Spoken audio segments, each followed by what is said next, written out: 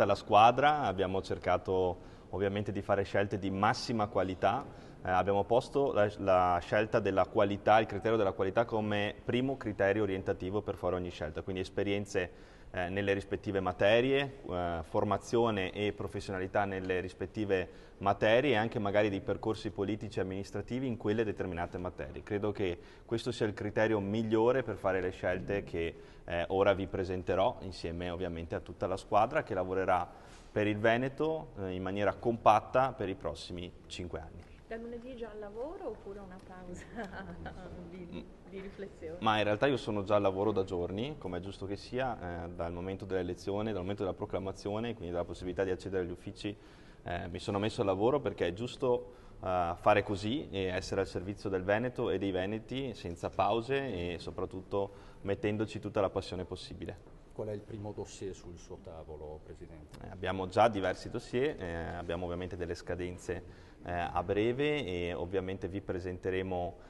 anche le prime iniziative che faremo. Una delle prime iniziative che avevo promesso in campagna elettorale è l'istituzione dell'assessorato al sociale e al welfare, che è un assessorato per me strategico, insomma è stato il primo punto del programma di governo. Oggi diventerà già realtà e quindi questa diciamo, è una promessa che manteniamo fin da subito e apriremo a brevissimo, come avevo già preannunciato alle prime 2 misure in campagna elettorale, il tavolo per la sburocratizzazione e quindi di coinvolgimento di tutte le associazioni di categoria con cui ho già iniziato ad interloquire in materia. Che percorso partiamo? Sì, dopo sono